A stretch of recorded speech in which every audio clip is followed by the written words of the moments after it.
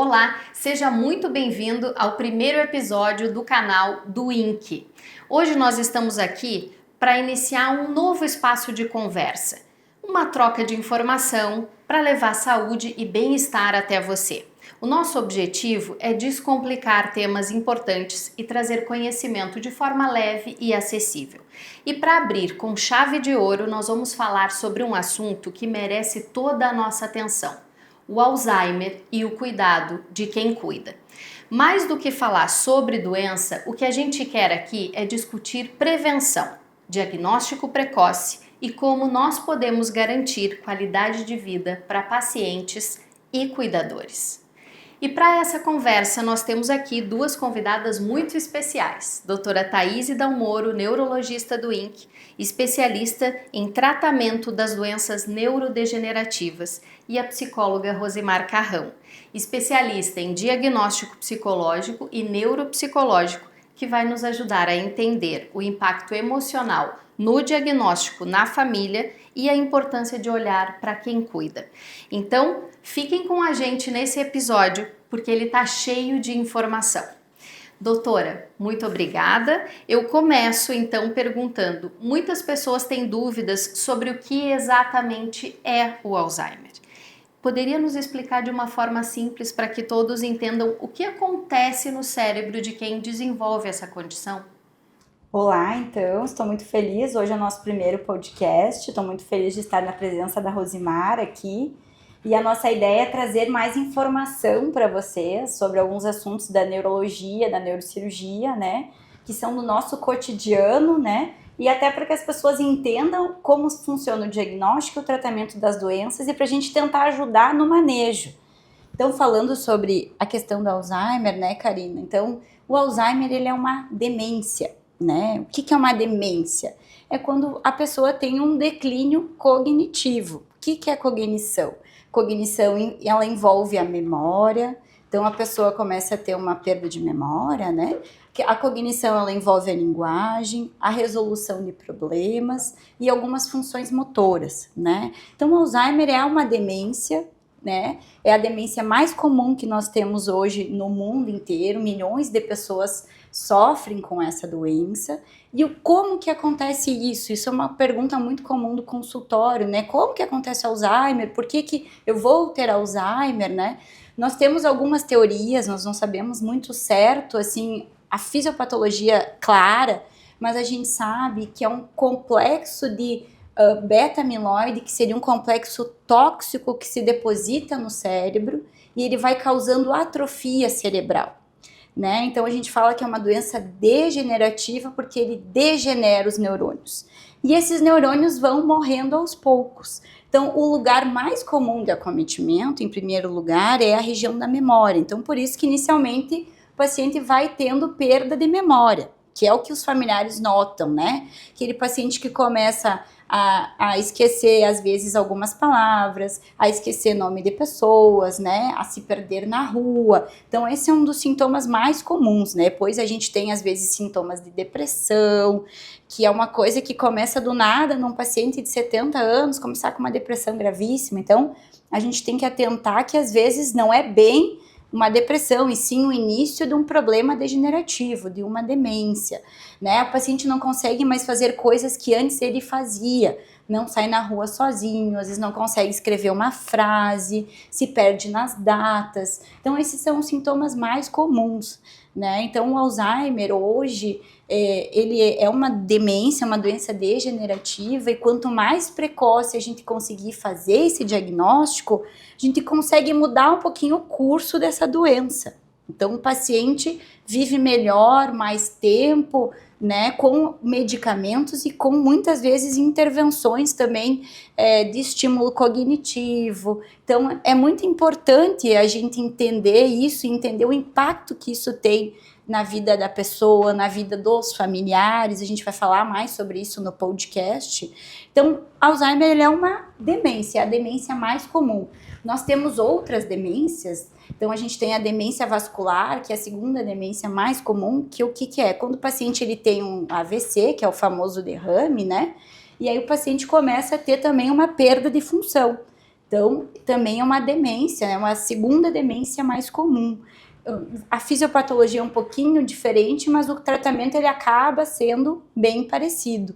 Então, é importante a gente identificar que essa pessoa está tendo, então, essa piora de função, procurar, então, um especialista para tentar fazer esse diagnóstico. Né? Perfeito, doutora. Minha pergunta era justamente essa agora. Esses sintomas, eles chegam todos juntos? Ou eles começam devagarinho? Quando que o familiar pode perceber que é o momento de consultar um neurologista? Os sintomas, então, eles começam devagar, né? Então, às vezes, o que acontece muito hoje, né? Nós temos uma população que tem baixa escolaridade. Então, as pessoas se aposentam e acabam que não têm uma vida muito funcional, ficam mais em casa. Então, o familiar não percebe tanto que o paciente começa a ter uma perda de funcionalidade. Vê que tá meio esquecido, mas acha que é normal, que é da idade. E já digo para vocês, pessoal, não existe demência senil, né?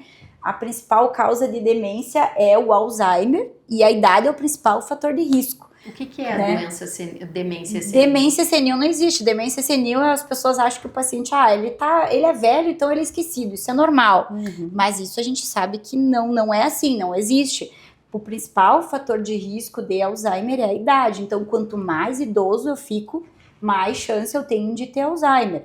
Então, para identificar isso. Mas, falando sobre os sintomas, então, o principal sintoma do Alzheimer, porque aí nós temos outras demências, os sintomas são um pouquinho diferentes, o início, né? É a perda de memória. Então, o paciente começa progressivamente a esquecer nomes de pessoas, esquecer datas, né? Esquecer, às vezes, até mesmo de quem ele é, né? Só ele não tem muito insight que está esquecido, a família nota isso, né? Então, às vezes, esquece a panela em cima do fogo, sai na rua, se perde, né? Aí, às vezes, começa aquele vozinho que sempre foi tranquilo, e às vezes não é só vozinho, às vezes pode começar antes, né, pelos 60 anos, né, começa a ficar mais irritado, mais brabo, com menos paciência, né, aqueles sintomas de depressão, né, às vezes tem dificuldade para escrever. Então, a questão hoje que nós temos, né, no Brasil, muitas pessoas que às vezes não estudaram tanto, a gente não percebe isso. As pessoas com alto funcionamento cognitivo, que a gente fala, que são aquelas pessoas que trabalham, que são funcionais, às vezes a gente percebe mais cedo essa alteração, né? E o vozinho, às vezes, que tá mais em casa, que é menos funcional, a gente percebe mais tarde. E aí, às vezes, vai avançando, porque a memória é o primeiro, e aí depois eu tenho outras coisas, eu posso ter até dificuldade de caminhar, dificuldade para falar, e aí fica totalmente desorientado em tempo, espaço, não sei que dia, e aí já tá num estágio mais avançado. Então, atentar a isso, né? Eu estou com um esquecimento, será que eu posso ter algum quadro de demência, né? Então, procurar o especialista que vai nos ajudar nisso, né? Perfeito. Doutora, a gente sabe que o Alzheimer é uma doença que não tem cura, né? Mas quais são os tratamentos, quais são as condutas de forma simples, assim, para que todos que estão nos acompanhando entendam que a gente pode oferecer para retardar a doença? Em 2017 foi lançado o JAMA, que é uma revista científica muito famosa. Ele lançou os principais fatores de risco de Alzheimer, né? E assim, são vários fatores de risco, e quais são os principais, né? Até foi incluído agora, o ano passado, no Congresso Americano de Alzheimer, um principal que é a perda visual. Então, perda visual, perda auditiva, fatores de risco cardiovasculares, que é a hipertensão não controlada, glicose não controlada, baixa escolaridade, né, sedentarismo, obesidade. Então, esses são os principais fatores de risco que podem desencadear o Alzheimer. Então, importante identificar, porque às vezes eu começo com uma perda auditiva, né? E a perda auditiva, a área da memória, ela tá muito junto com a área da audição. Então, às vezes, isso pode ser uma causa inicial de eu desenvolver um problema de memória. Então, se eu tenho esses fatores de risco, o importante é que eu me cuide, que eu me trate, que eu tome as medicações, que eu faça exercício físico, que eu cuide da alimentação. Então, mesmo que eu tenha uma tendência de ter o Alzheimer, que às vezes a gente tem uma tendência, os casos genéticos que aqueles familiares, que meu pai e minha mãe têm, eu posso ter o Alzheimer? A gente sabe que são poucos, é menos de 1% dos casos que são diretamente familiares, né? Mas às vezes, por ter na família, eu tenho maior risco. Então, se eu sei que eu tenho uma tendência a ter, eu vou me cuidar mais, né? Eu vou tratar a minha perda auditiva, né? Se eu tenho uma perda visual, eu vou tratar a perda visual. Eu vou tratar os fatores de risco cardiovasculares, não vou deixar o meu diabetes ficar lá em cima, a minha pressão ficar descontrolada. Porque eu sei que com isso eu consigo, se eu tenho uma tendência a ter, eu consigo pelo menos retardar o início dessa doença. Isso está comprovado, né? Então a gente sabe que esses fatores de risco eles correspondem a 40% dos casos, é muito isso, né? E aí, se eu identifico os fatores de risco, trato, se eu identifico a perda de memória, vou no especialista, faço o diagnóstico, começo as medicações, começo a intervenção, que é a intervenção cognitiva, né, que é estímulo cognitivo, que é coisa simples, palavra cruzada, leitura, né, pintura, coisas funcionais, e junto com a medicação, né, eu consigo, assim, postergar né? Porque a gente pensa o Alzheimer, aquela pessoa que está acamada, que não fala. Infelizmente, é uma doença que evolui com isso. Mas se eu estimulo muito precoce, essa evolução, ela acaba ficando muito tardia. Então, ter isso em mente, né? Então, os cuidados com a saúde, eles são importantes sempre, antes de qualquer sintoma. Não só para Alzheimer, para tudo, né, gente? Para nossa saúde cerebral, para nossa saúde do coração, né? Até para o nosso bem-estar, né? É importante a gente se cuidar. Hoje a gente tem né? A gente é o que come, realmente a gente provou isso, a literatura provou que a gente é o que come. Então, quanto mais saudável meus hábitos, menos chance eu tenho de ter doenças, né, que podem prejudicar o coração, prejudicar o cérebro, né, então é muito importante isso. Então, nós falamos sobre a questão clínica, diagnóstico, né, como a gente define a conduta. Antes da gente passar para a conversa com a Rosimar especificamente, de falar do papel do psicólogo nesse diagnóstico, terias alguma consideração? Então, pessoal, o que eu quero trazer aqui para vocês, o principal é a prevenção. Como eu falei, 40% dos casos a gente pode prevenir tendo um estilo de vida saudável, fazendo exercício físico, estimulando o cérebro, estímulo cognitivo é muito importante. Hoje a gente tem muita questão da tela, que isso a gente sabe que, além de trazer vários sintomas, a Rosimar pode comentar depois, sintomas de ansiedade, depressão, ela não estimula o nosso cérebro, ela, pelo contrário, ela nos deixa fechados. Então é muito importante a gente socializar, conversar. Um dos fatores de risco também é a depressão, a ansiedade. Então a gente vive hoje num mundo que é muito estressante, né? As pessoas querem tudo para ontem, a gente só trabalha e só fica no celular. Então, não é só as crianças, né, que têm um prejuízo pelo celular, nós adultos também. Então, vamos nos cuidar, hábitos de vida, acho que isso é o mais importante, né, Karina? Ótimo. Agora que nós já sabemos o que é o Alzheimer, os primeiros sintomas e o tratamento, nós vamos falar sobre o papel do psicólogo no diagnóstico. E quem vai conversar conosco é a psicóloga Rosimar Carrão. Rosimar, tratando-se de uma doença neurológica, onde entra o trabalho do psicólogo? Primeiramente, quero agradecer o convite do INCC para participar desse podcast. Não é todo psicólogo que está habilitado a fazer um trabalho de avaliação de pacientes com demências, né?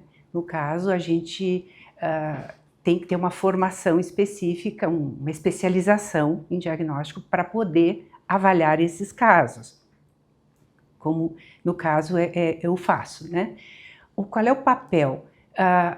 A doutora Thaís bem explicou o comprometimento da cognição, a memória, da atenção, do raciocínio e tal, no dia a dia das pessoas com demência. Então, o meu papel, o papel do psicólogo na avaliação é fazer um exame, medir essas funções.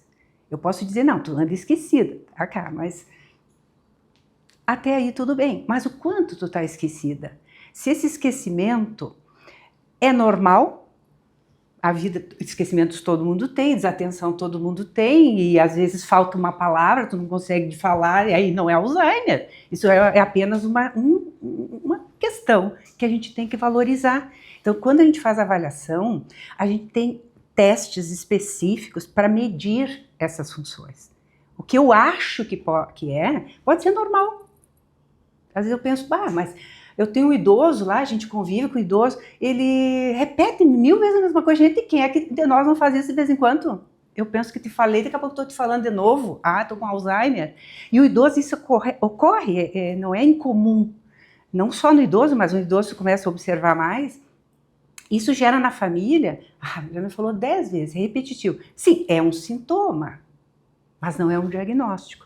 Bom, o quanto isso realmente é um problema? O quanto isso realmente é uma demência inicial ou isso faz parte da idade.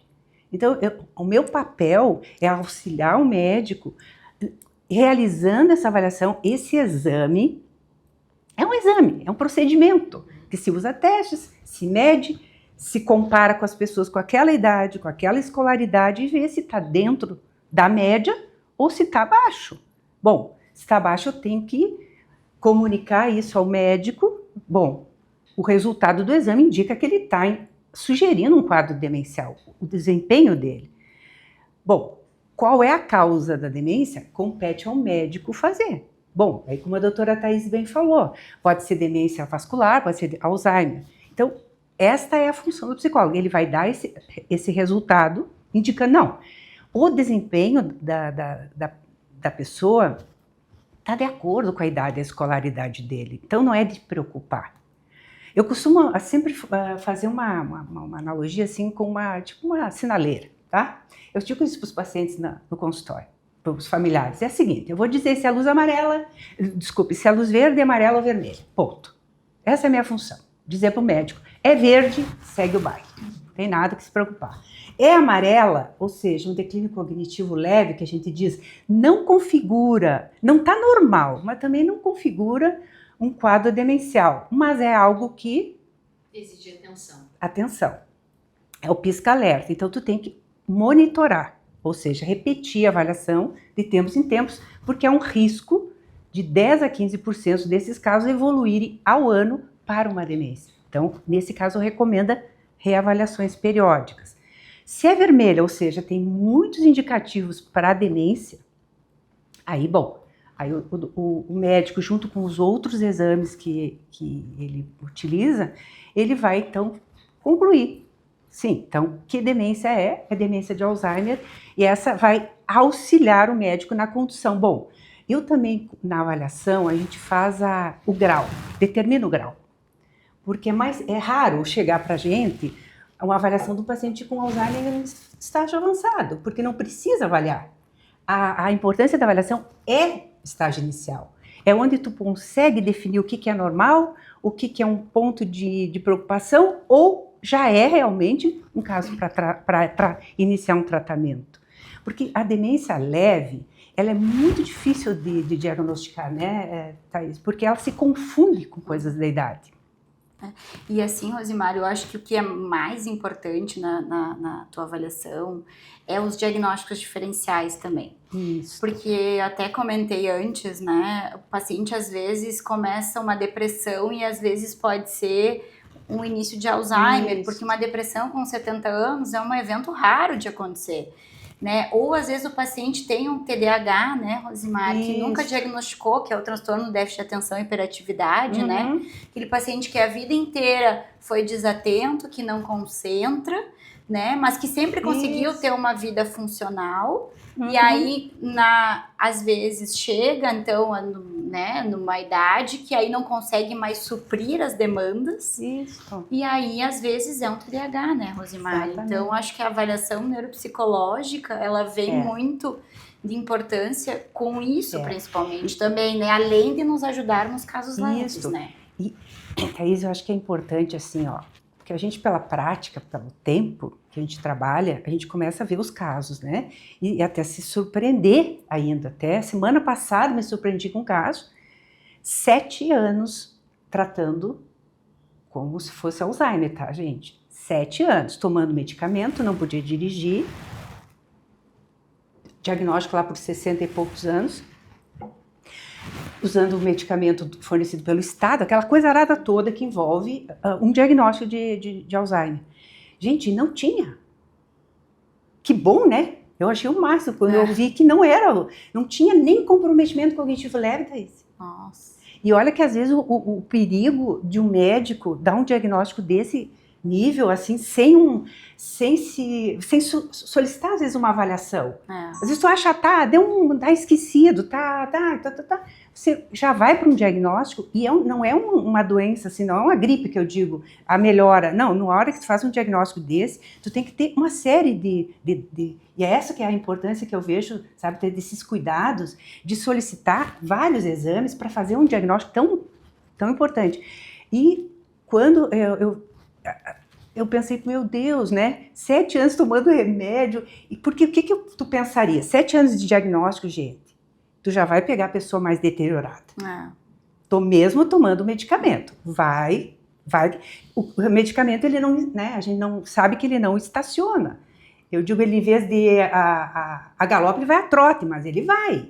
E aí não tem como. E o diagnóstico foi 7 anos, ele tomou remédio e tá melhor do que estava 7 anos. Espera aí. Pela própria história, tu já duvida. E foi essa uma razão que um colega teu pediu avaliação, porque ele achou, meu Deus, 7 anos ele tinha que estar muito mais deteriorado, e não está, e pediu de fato, não era. Então, a importância da avaliação assim, documentar isso, dar para o médico esse exame para ele poder também pensar o caso como um todo. E essa questão da depressão, Thaís, é outra coisa. Muito séria. Gente, já foi feito diagnóstico de demência, no caso frontotemporal, com o primeiro sintoma, alterações do humor. Que é o mais comum, né? É o mais comum. E aí tu vê, não, mas não é para tanto essa deterioração para depressão. Então, quando a gente avalia, Karina, a gente tem que pensar num contexto. Eu não estou só medindo funções, eu tenho que ver a história, eu tenho que associar informações. Não dá para só pelas medidas, também não é assim definitivo. Tu tem que também ter perda funcional. A pessoa tem que ter prejuízo no dia a dia. Não tem, ela tem Alzheimer, mas ele administra tudo normal, como sempre foi. Não, então alguma coisa, outra causa está produzindo alterações. Eu acho que essa tua fala traz exatamente a importância do trabalho multidisciplinar, né? O psicólogo, o neurologista, o geriatra, enfim, a equipe que está acompanhando esse paciente. Porque daqui a pouco o paciente faz apenas o acompanhamento na psicóloga e ela percebe esse declínio cognitivo e já encaminha. E assim como o neurologista no consultório vai perceber isso e vai solicitar. Então, isso exemplifica muito a importância de um trabalho. E uma das coisas, assim, até eu fiz um trabalho, uma pesquisa sobre isso, a questão da depressão, gente, como... 2 exemplos. Chega lá com uma queixa de apatia, o idoso apático. Aquele que não tem iniciativa, puxa, ele era super ativo. Ele tá parado, ele não quer mais fazer nada, ele não quer mais sair de casa, ele tá...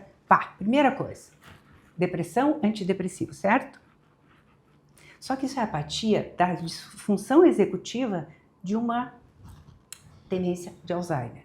Então aquela apatia, embora muitas vezes presente num quadro depressivo, não tem a ver, porque o paciente não tem tristeza.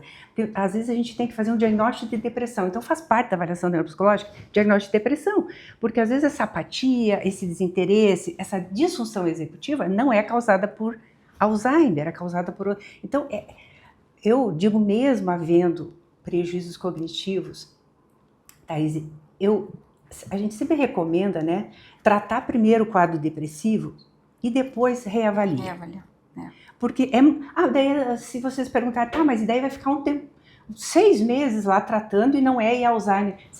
Alzheimer, 6 meses não vai causar grandes problemas. Agora, um diagnóstico errado, gente, um tratamento errado, vai gerar muito problema até para a família, para o próprio paciente. No caso, esse caso que eu falei, não podia mais dirigir, a família já estava tratando e o cara estava cuidando da vida muito bem. Funcional. Rosimari, falando em família, cuidar de um paciente de Alzheimer é um ato de amor. mas ao mesmo tempo também é bastante desafiador, né? Quais são os principais impactos que tu observa nas famílias, nos cuidadores desses pacientes? Eu digo o seguinte, Karina, que cuidar de um paciente com Alzheimer é transitar entre o amor, a obrigação, o cansaço e o luto em vida.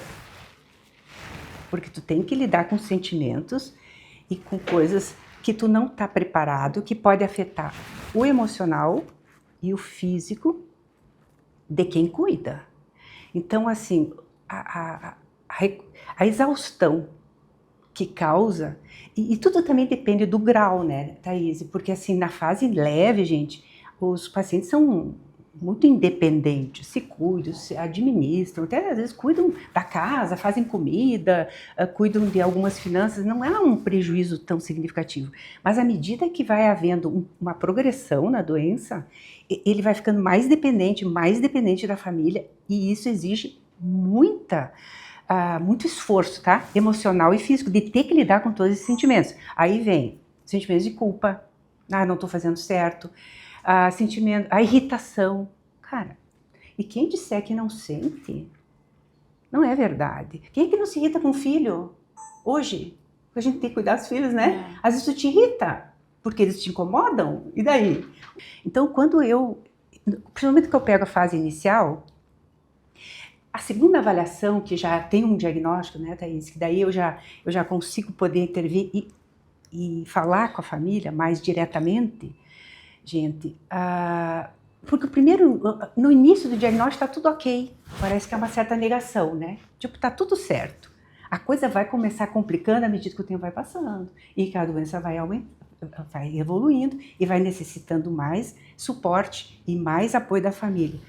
E aí vem questões de outra questão que tu pode me perguntar, mas e daí o que eu vou fazer com isso? Porque a exaustão, gente, o estresse crônico é estresse crônico.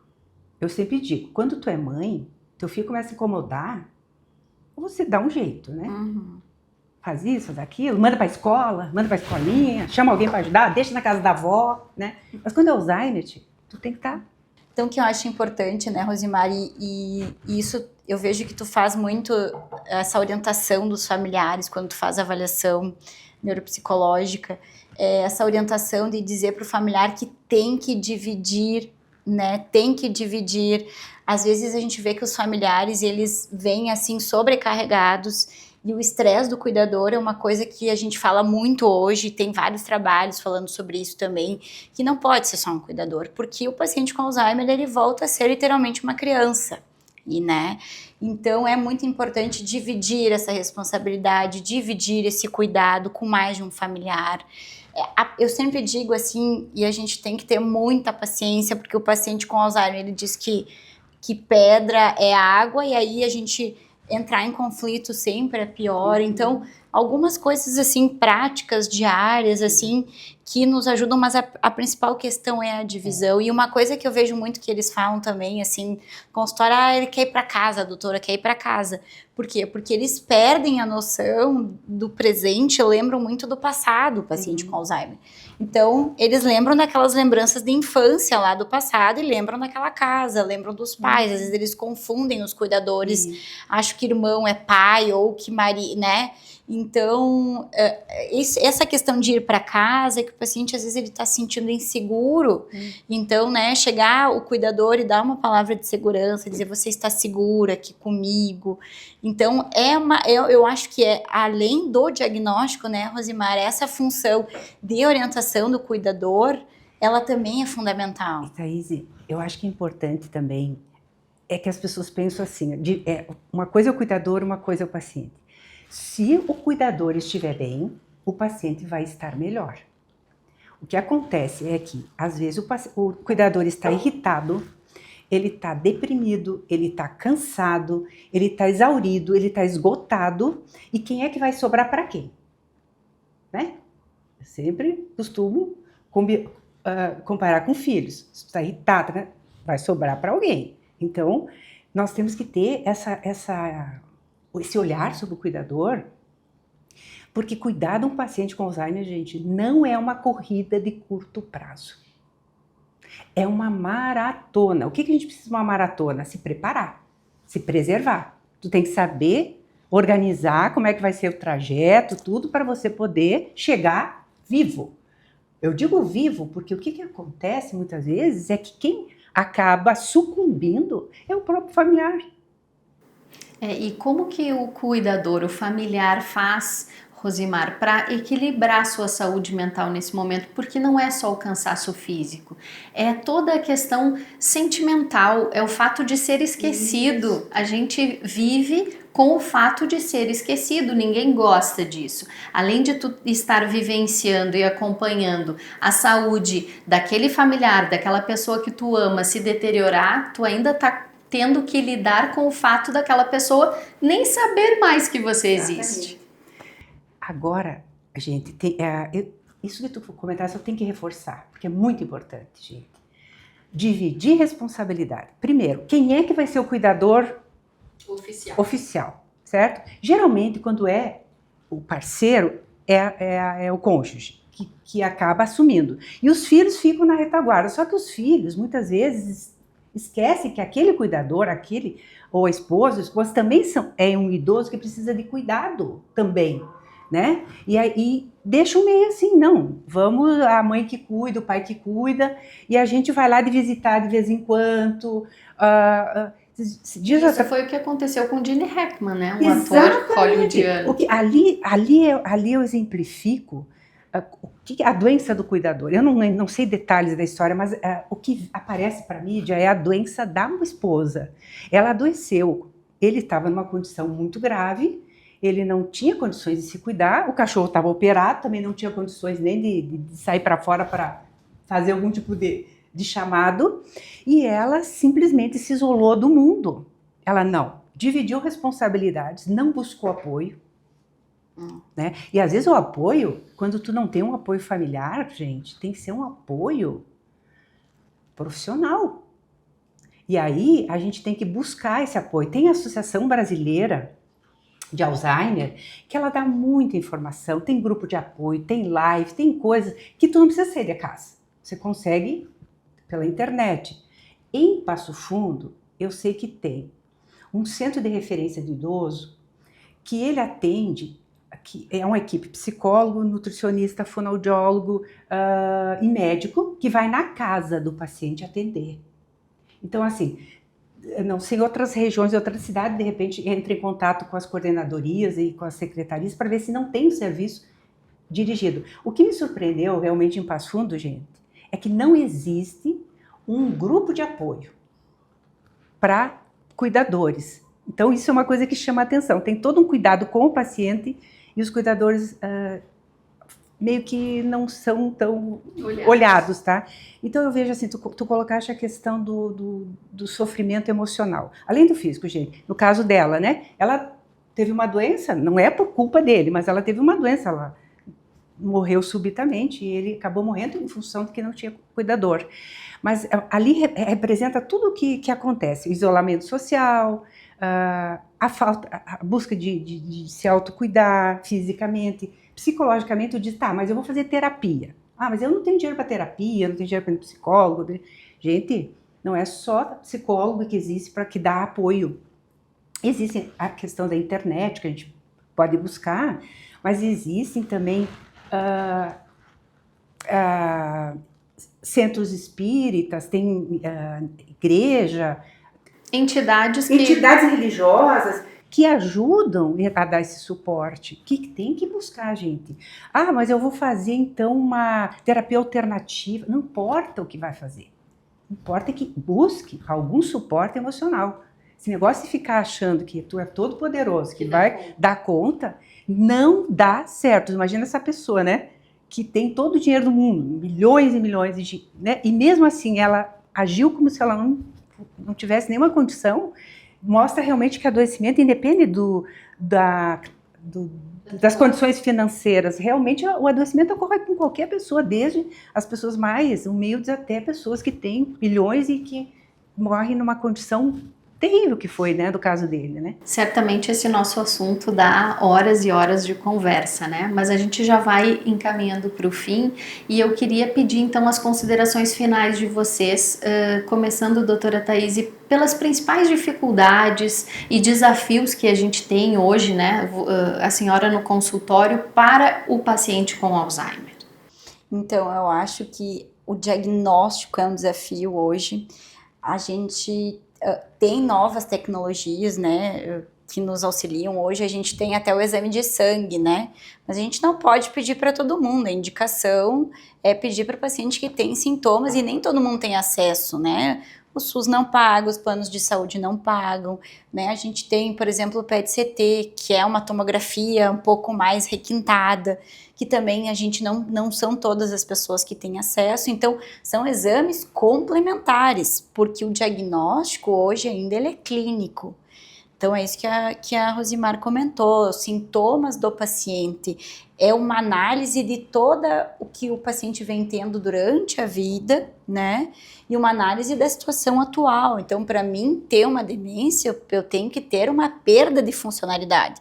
Só estar esquecido, né? Então, agora não dá para todo mundo achar, meu Deus, eu tenho demência. Não, só estar esquecido não é demência, são várias coisas, inclusive dificuldade de dormir, que é a apneia do sono, ronco. Isso também pode criar esquecimento, porque eu não consigo absorver as memórias.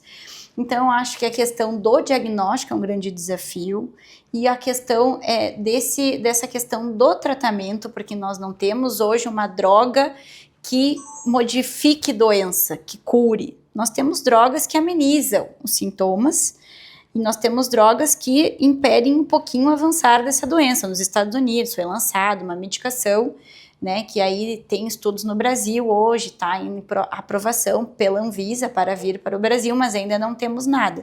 Mas assim, são medicações que elas dão um freio, mas a doença ela vai avançando.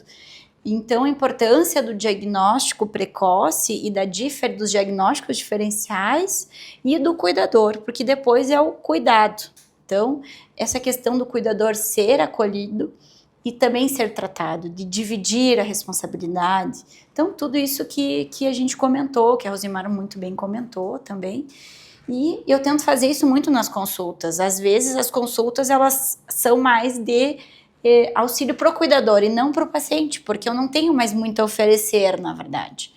Então, eu acho que esse olhar diferencial, ele é o principal fator que muda muito a qualidade de vida das pessoas, né? E aí eu queria aqui também, agora finalizando, agradecer a Rosimar, né, pela disponibilidade, pela presença de estar aqui nos auxiliando e sempre nos auxilia aí com os diagnósticos. É muito importante esse atendimento multidisciplinar, isso é uma coisa que a gente prioriza muito, né, eu priorizo esse cuidado, né, com o todo, não só com às vezes um diagnóstico, mas o cuidado com o cuidador, o cuidado com as situações. Então acho que isso é muito importante, né? E obrigada por vocês ficarem até aqui com a gente também, né? Escutando a gente falando aqui. Se vocês tiverem dúvidas, coloquem aí as dúvidas que a gente vai respondendo, e a gente tem o WhatsApp da clínica também e nós estamos disponíveis aí.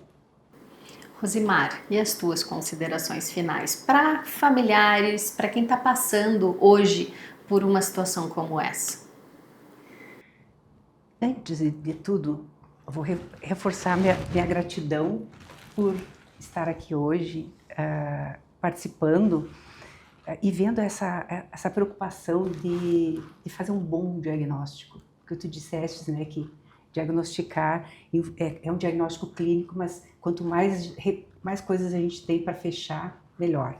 Então, fazer um diagnóstico correto, para mim, é uma coisa muito boa, saber que a gente tem profissionais que estão aqui trabalhando para isso, né? Com relação aos cuidadores, gente, eu sou de uma família, minha avó morreu com demência com 96 anos. Eu tenho familiares com Alzheimer. E eu vi o que isso significa para uma família. E a importância, eu deixo assim, palavras assim, ó. Primeira coisa, paciência. É fácil falar também, né? Mas paciência faz parte do combo, né? Procurar ter essa aceitação, gente. Eu acho que o primeiro passo para que um familiar lide melhor com a doença é aceitar. Não querer mudar, porque não tem como. Não querer que seja diferente. É compreender como funciona e aceitar que as coisas são assim como são. Não querer corrigir o paciente, não querer que ele faça coisas que ele não consegue. E isso passa por um conhecimento também a respeito da doença. Isso eu falo em relação ao paciente. Agora, não dá para esquecer que você é uma pessoa, que você tem sentimentos, que você tem sensibilidade e você precisa de ajuda. E dividir, para mim, as responsabilidades é fundamental, gente, fundamental, porque não tem como sobreviver cuidando sozinho de um paciente com essa doença. Isso eu acho que fica como uma prescrição, né? Primeiro o diagnóstico é um processo, mas depois eu acho que é o processo mais difícil, que é realmente aceitar o diagnóstico, compreender como a coisa funciona, aprender a lidar com a doença e aprender a lidar com os teus sentimentos, com as tuas reações, com a tua saúde mental e a tua saúde física. Acho que isso faz parte de um bom tratamento, né? Que passa por todo esse processo. Perfeito. Quero agradecer as duas pelas dicas valiosas que nós tivemos e dizer para você que nos acompanhou até agora que se você tiver alguma dúvida, pode mandar para a gente nos nossos canais. Fica o recado para que cuide, mude os hábitos para prevenir uma série de doenças, inclusive o Alzheimer. Muito obrigada e até o próximo episódio.